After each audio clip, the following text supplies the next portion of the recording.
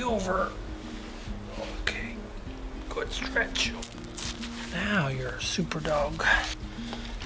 We first saw Chi-Chi's story on Facebook video, and I remember Elizabeth watching this, and she yelled from across the room, "You need to come watch this video. This is going to be our next dog." The video is of Chi-Chi probably the day after her amputations.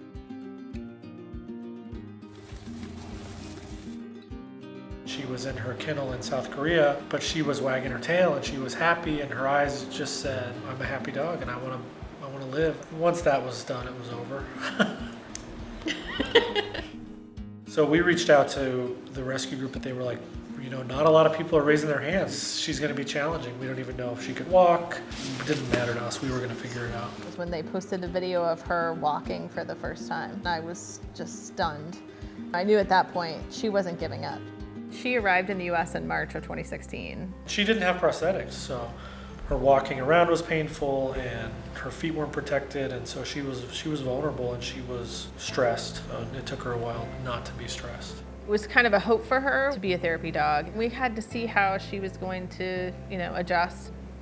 I think you slept downstairs with her the first night. We rigged up these 2 baseball socks and tied them up over her shoulders to try to keep the bandages on. This was the first set of prosthetics made out of foam. Version 2, the bottom was wider to give some more stability. Every morning I have to pick her up and bring her downstairs and put her boots on. Do the back one.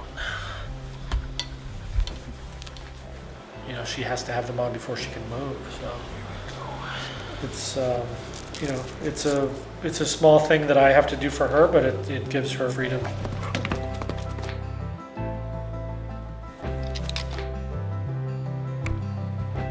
Chi-Chi's thing is toys. She likes to play with toys until she kills the squeaker out of them. She's a toy hoarder. Get it. Harry and Kipper are adopted from the Beagle Freedom Project, and they rescue dogs from laboratory testing. Harry came from a lab in San Diego. We originally took him in as a foster, and That didn't failed at that. That one was my fault. I think Harry has a special, he seems to know that she needs some special attention. Kipper is, other than eating, I don't know what your role is, dude. Here he comes. Maggie, no, this is not yours. Maggie was a rescue too. They've lived lives that were not good. I think rescue dogs know when they've been rescued. You gonna go check everybody else's bowl? Once we got her here and saw who she was, we knew she was gonna be good at being a therapy dog. Enjoying the day.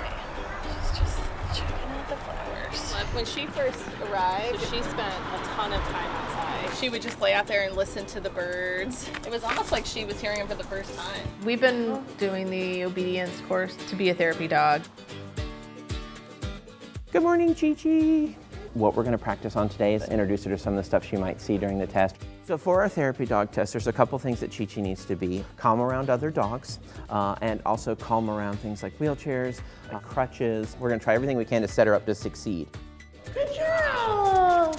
So this is actually a pretty hard part of the test because a lot of dogs are fine with people, and all of a sudden you put a person with wheels and it looks very different. We treat her just like any other dog. Chi-Chi is moved on, and Chi-Chi gets up every morning and Chi-Chi goes out and is a dog, and she wants to be a dog, and she's a very happy dog. You get up and you keep going, and that's what Chi-Chi does. I think she's ready to take that test, and I think she's ready to go be a therapy dog. Great. Go out there and make the world a better place.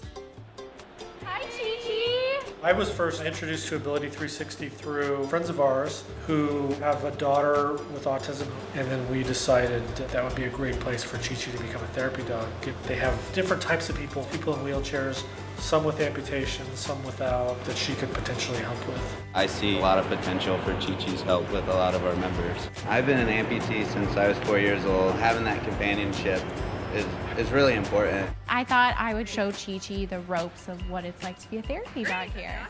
I have come up with a red flyer wagon pool. So we put her in the wagon and have the client pull her around. It's a lot of weight to pull around the track, so it's great for the kids to learn that coordination.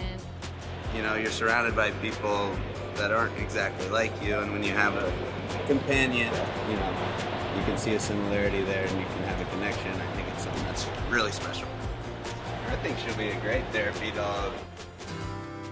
I think she's more confident now. Will said today that he thinks she's ready to have the test to see if she'll be a therapy dog. So we'll get that scheduled. She's a golden retriever above anything else before she's an amputee. So She's happy all the time. I'm happy to see you, happy to go on a walk, happy to play. She just makes the most of her life every day. there we go.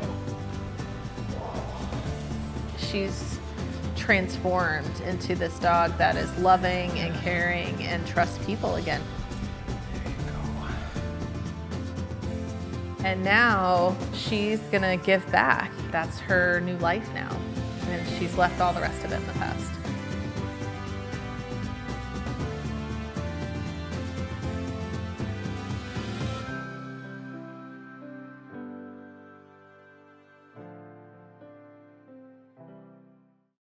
Rosie entered our lives starving. She didn't have a mom. Lilo decided that she wanted to help her. As Rosie grew up, Lilo became her mentor. She saved her life. They have a zest for adventure. I don't think they see a lot of each other's differences. They just accept one another.